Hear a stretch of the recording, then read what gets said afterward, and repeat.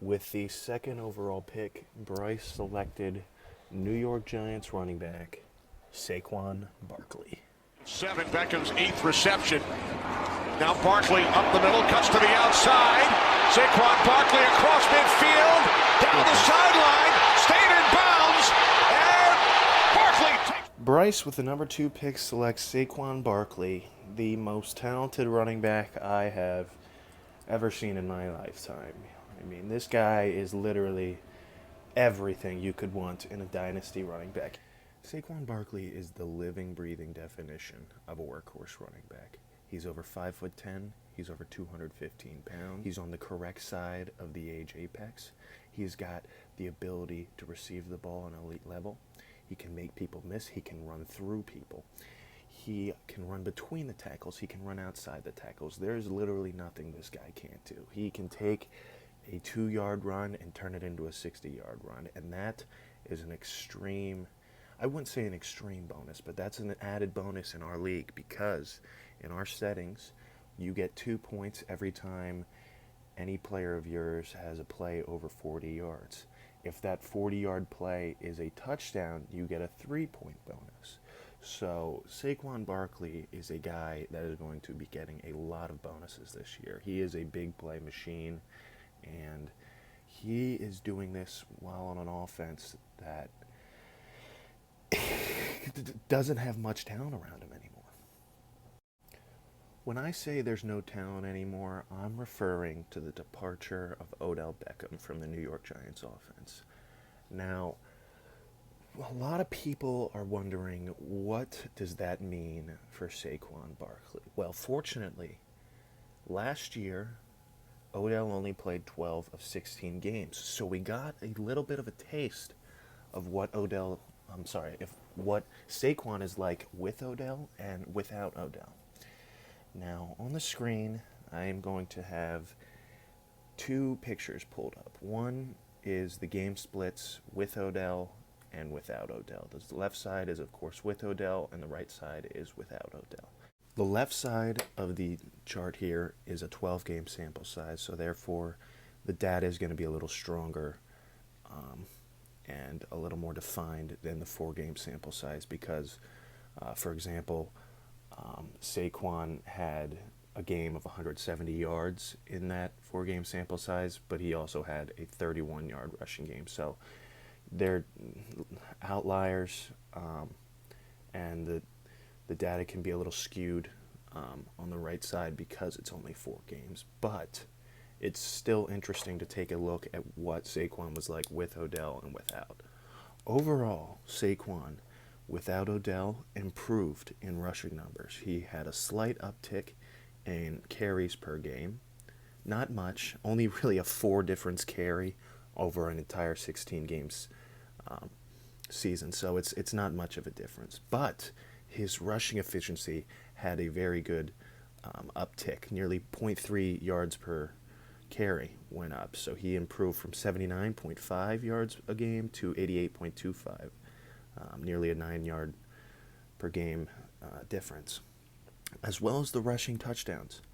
He improved from scoring 2 touchdowns every 3 games to scoring 3 touchdowns every 4 games. Where Saquon's statistics declined without Odell was actually in the receiving game, believe it or not. He had less targets, barely, but still less targets per game.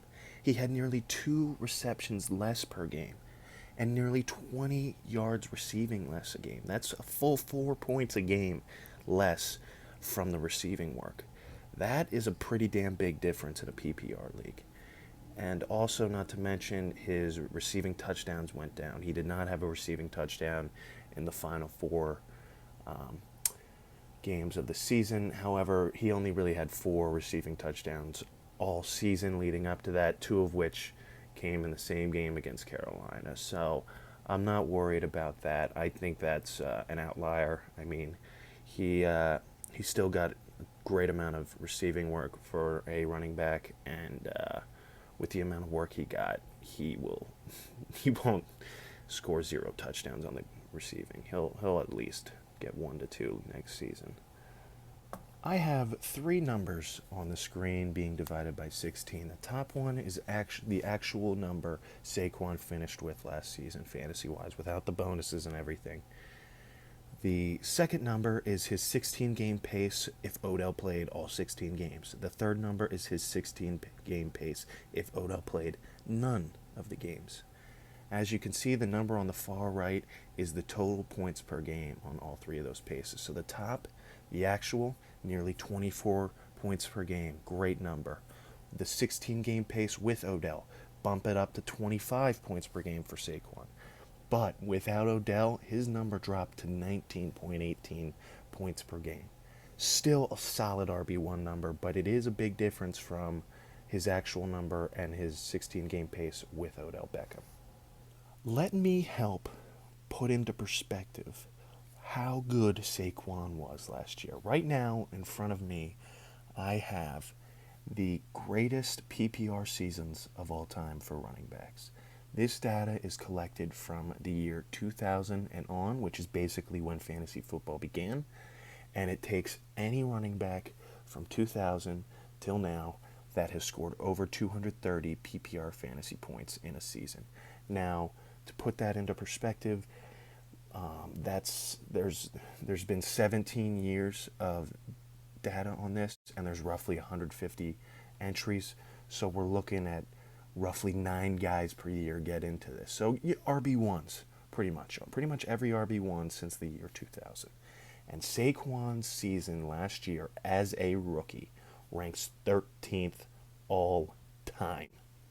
All time. The closest thing we've seen to this production at this age is Edgerrin James in his second year in 2000 at 22 years old had 15 points more than what Saquon finished with last year. But he did it on nearly 80 more touches than Saquon. 80!